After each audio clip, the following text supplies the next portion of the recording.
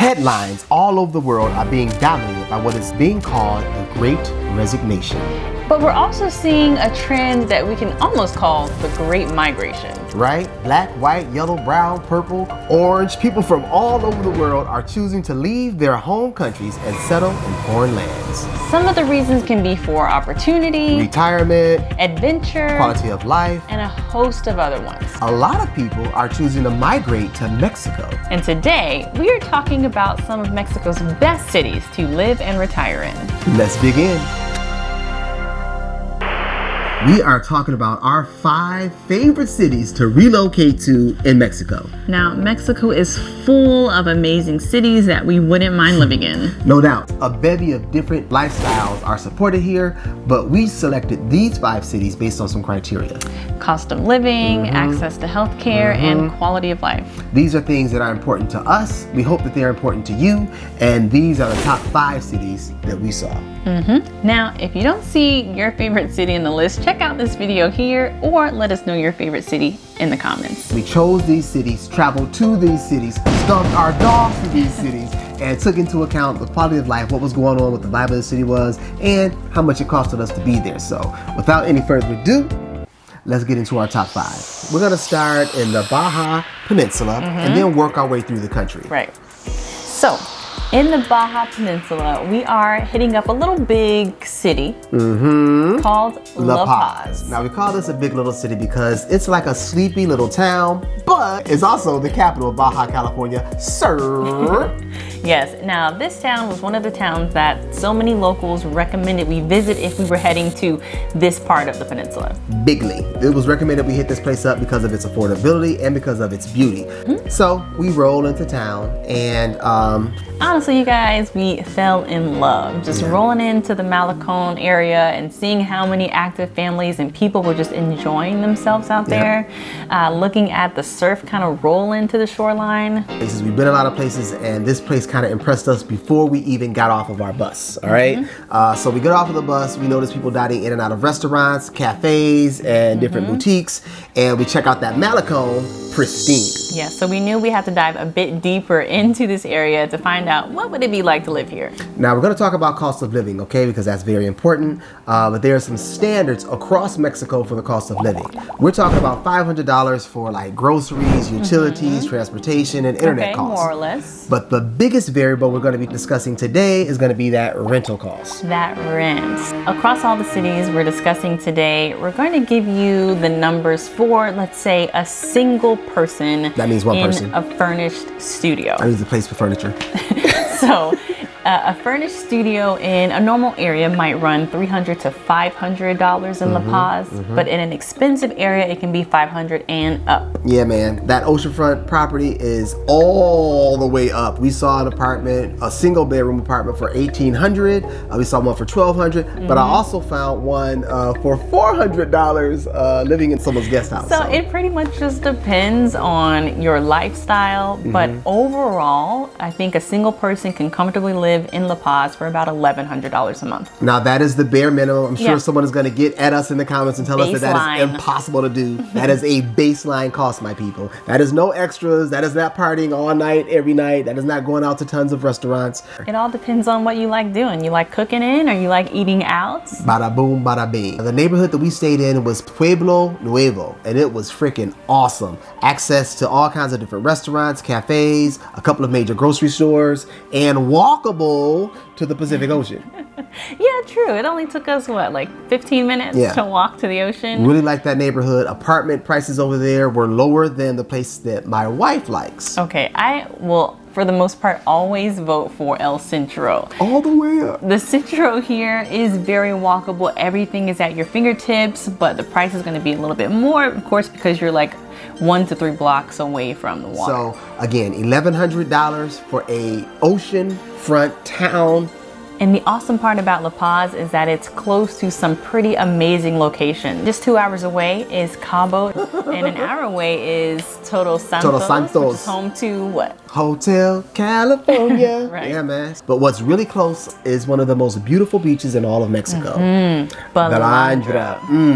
gorgeous little beach. And we can't forget Tecolote. Tecolote is awesome as well. Access to medical health care in La Paz is very doable. They have a couple of major hospitals with general practitioners throughout. And several clinics that you have access to. If you are in Baja California, sir, make sure you stop by to check it out. A very worthwhile town.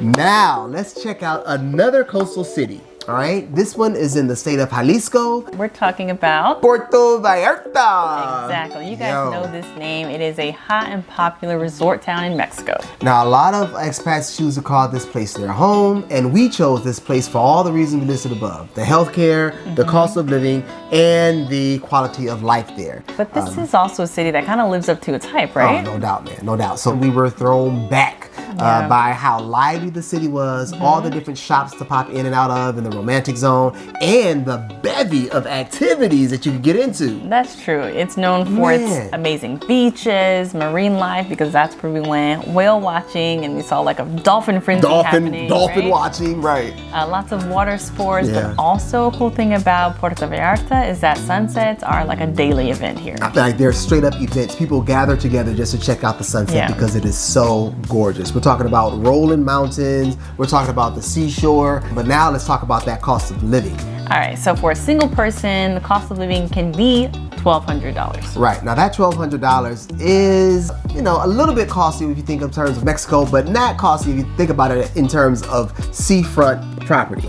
If you are, let's say, a single person, and this single person is looking for furnished studio accommodations in a residential area, this means like not in the expat area, away from the water, away from the romantic zone, you can find a spot for about $300. We talked to some locals there, and they told us about these neighborhoods. What are the affordable places to live here? What's the neighborhoods? Okay, the neighborhoods to live here, as an example, you can live in Pitial, you can live in Lomas de Copinole, you can live Loma Bonita, maybe the less expensive place. So Villas del Río, Jardines del Puerto, Portales. Portales. There's a village. Those places are more cheap. It's like you can get a nice apartment, 2 rooms, kitchen, everything. Like 4,000 is like $200. Yes. $200. Yeah. Now, if you're looking for a furnished studio in more of an expensive area, we've seen places as low as $700, but you'll definitely find more options upwards of that. All the way up. But again, we did see some apartments, small apartments around the tourist and hipster kind of areas for $700 per month. But still, I think that is very doable. If you want that seafront territory, you're going to pay for it. But that quality of life is so outstanding in Puerto Vallarta. And you can easily take a short trip to the Pueblo Mágico of Sayulita. Yeah, it's a little surfer town. You can also, if you want to do like an exclusive adventure and check out some islands that are only accessible by boat, you can check out Isla Marietta, which is a little group of islands. There's another beach town called Xalapa. So just tons to do and a lot accessible to you in Puerto Vallarta. Now the medical scene there is also outstanding. Yes. Now, if you are in a place that has a large expat community, you will also find that you have access to private and public hospitals. Right. There is a level 1 and level 4 trauma center there, a couple of other hospitals, and tons of medical clinics. So your medical needs will be taken care of in Puerto Vallarta. So again, number 2 on our list is another coastal town called Puerto Vallarta. So look, throughout Mexico, you're going to find some gems that have not been touched by tourists, that expats haven't run over and gentrification hasn't set in. This next city is one of those gems. So we are heading to the state of Michoacan, the cultural heart of the state, to the beautiful capital city of Morelia. This is one of my favorite cities in all of Mexico. It's also known as one of the most Spanish cities in all of Mexico. And if you walk around that central area, you understand why. The beauty, the quarry stone, the history of the city is just pristinely held in all of its surroundings. This city really surprised us. We had only planned to stay a few days on our way to Mexico City, but ended up staying longer than that. A month. because the city is beautiful. It's full of culture. It's full of really friendly, good people. Yeah. And we really wanted to dig a lot deeper to find out really what the city felt like and what the cost of living really was. Now, the cost of living is some of the lowest we know of. Out of all the cities we've had the opportunity to visit, this one comes in as one of the lowest, but still with a high quality of living. Yeah, we're coming in at a whopping like $720. Right. So if that $500 is standard from state to state and city to city, that would make your rental cost what? Look, if you're looking for a furnished studio in a normal area, it's going to be about $200, $205, more or less. And like, these numbers aren't fictitious, they aren't made up, they are actual and factual. We rented an apartment there for a month, and you know, a month-to-month lease is going to be a lot more expensive than your yearly lease. We rented this apartment for $400. So a year lease would have costed us $325. This was a 45 square meter apartment. What did we get for our $400? All utilities were included, plus high-speed internet, high-speed internet, plus a weekly maid. And a weekly maid, y'all, for $400 a month. So no complaints here. It was a clean place. It was small, but it worked for us. And that's pretty much in line with what it would cost for an expensive studio in a furnished area, which is $350. So again, a gem of a city. If you need a neighborhood to check out, the neighborhood that we stayed in was Nuevo Chapultepec. Walkable, lots of restaurants, lots of cafes, and lots of mom and pop places to support. Now, you are going to be able to save a lot of money, but you also will be able to enjoy so much in the city. It's one of the best places to be to celebrate one of Mexico's biggest festivals, biggest holidays. Day of the Dead in Morelia is something special to behold. Also easily go to, I think, the nearby city of Pátzcuaro, which is also the place to be for this such a rich cultural event. Or what about those monarch butterflies? Oh, the monarch butterflies as well. And you can hit the beach like a 2-hour drive. So this city has a lot to offer. There's lots to do, there's lots to see, and lots to experience. Now, the healthcare there, access to healthcare in Morelia is affordable, accessible, and high quality. The major hospital there is called Star Medica, and accessing their services is as easy as showing up with your insurance card. They tell you how much you're going to have to pay if you have to pay anything, and usually it's a nominal fee. Now, if you have minor medical concerns, you see a physician who's located like right next door to a pharmacist. They have open walk-in hours to get your blood pressure checked, get prescriptions written up for you if you have like a sinus infection or something like that, and then have those prescriptions filled at the pharmacy that's right next door. So there are a few things in Morelia that were like extra special, cultural things that were unique to this city that we really enjoyed. Such as? Such as going to the show and having the audience not allowing anybody to make any noise. Look, some babies were crying, they will shush your baby. The whole audience, so you know that it's a cultural thing. So I really like that. Now in Morelia, you'll also be able to enjoy something that you won't find in other regions in Mexico, and that is gazpachos. Oh my God, this is a unique treat. Imagine an adult fruit cup, right? With lime and orange juice mixed together, and chili powder. And jalapeno and cheese. Sounds rather interesting, but it is absolutely delicious. Michoacan is also the place to try carnitas. We wrote a song about it. You can check it out right here. Morelia is a gem of a city, and it's one of our 5 for a good reason, man.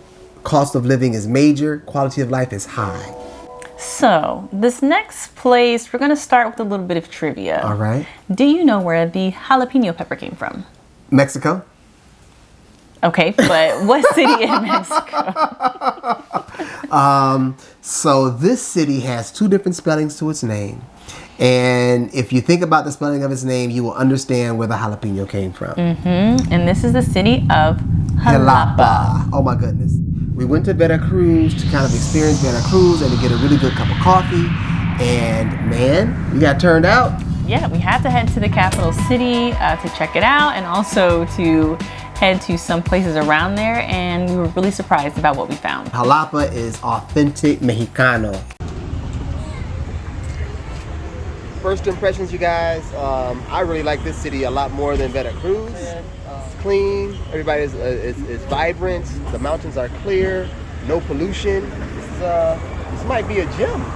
So we got dropped off where the... Not only that, it's also the other place that we found that has a really, really super low cost of living. Insanely low cost of living. For a single person trying to get on in Xalapa, they can expect to pay about $700, $705, give or take, a month. Now remember our standard, you guys. $500 for transportation, groceries, utilities, and internet. So that would mean your rent is like $205 for a 45 square meter apartment. Well, you know, for Furnished. a furnished studio in a normal area, it does come to about $150. Look, don't let it be unfurnished now. You're gonna find yourself some deals. But in an expensive area, we're seeing prices as low as like $250, $260. So let's talk a little bit about the city. Some things that you will not find in this city is Uber and Lyft. This city is run by the taxi drivers, all right? Traffic is not the best in this city.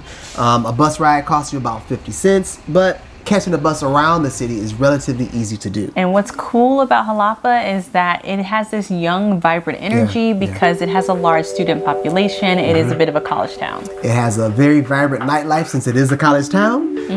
There are lots of places to eat, mom and pop places. I even saw a couple of McDonald's, not a Pizza Hut, but I saw a Domino's, Little Caesars, a couple of malls. I mean, it is a city, and the jump offs from this city are also pretty doggone cool. Okay, this surprised us as well because someone in Oaxaca told us about a city in Veracruz that we had to visit. It's a Pueblo Mexico called Cajotepec. Now, Cajotepec is known to be the coffee capital of Veracruz, and you know that Veracruz is a coffee producing state. So, and that's really only like 20 minutes from Xalapa. So we took a quick trip there.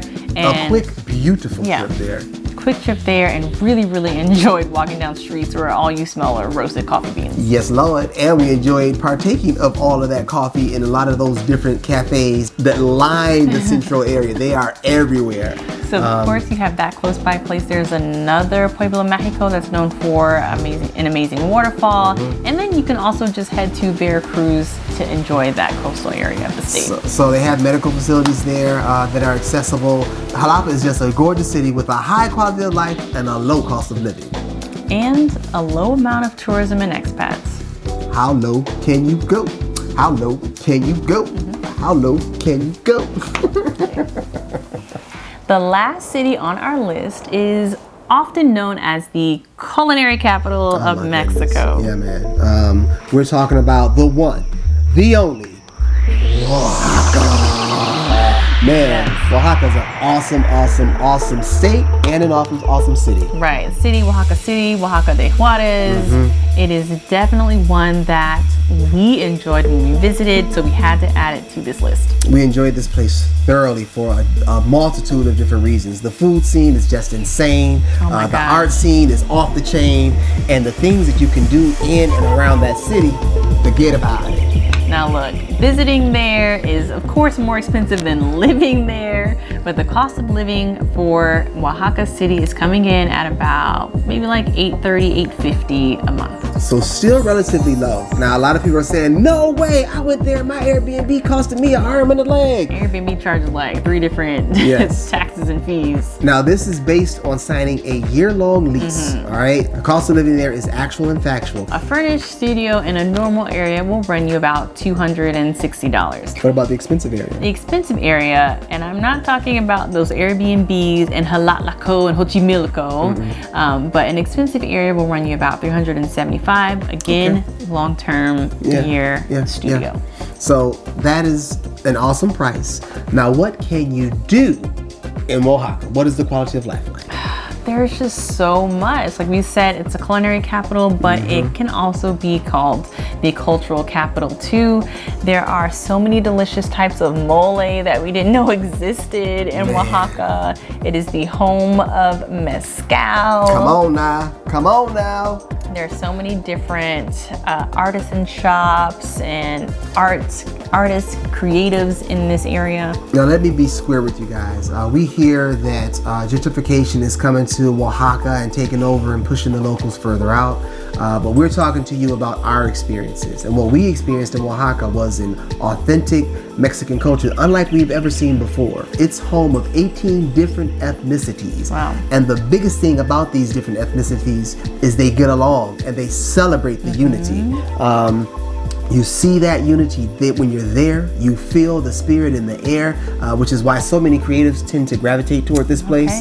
It's just a very beautiful place in a lot of different ways. The richness of the area extends beyond the city of Oaxaca. Yeah, no doubt. Like going to see an indigenous property where Yerba El Agua sits, visiting that area, visiting Tiatlan de Valle, learning different cultures, different rituals that are existing in this area just added so much more to our experience. It showed us what tribal nature is, that unity and that spirit of we are one and we work together as one is very strong in Oaxaca. And if you visit, you'll see it in the artwork, you'll experience it in the food, and you see it in the people's faces. True. So medical in Oaxaca, I must say that having your private medical insurance in Mexico would be a must. I heard that the clinics down there were accessible and nice to use. But what I witnessed with my eyes is that they were definitely overrun. Right, and this is the public IMSS. We had to walk by a few several times throughout our trip, and a lot of times they were packed.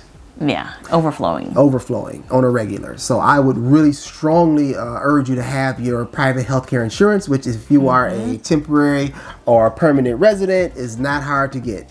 Yeah, but usually if you let's say you don't have insurance, just be prepared that you can access the private healthcare, but you'll pay out of pocket. You're gonna pay out of pocket, and generally speaking, it's not that expensive. So those are our top 5. That's our selection. What do you think about those cities? Are any of these cities on your list? Are they places you've been to or places that you're looking to visit in the future? Did we tell you something that you haven't heard before? Or better still, what are your favorite cities? What is on your list?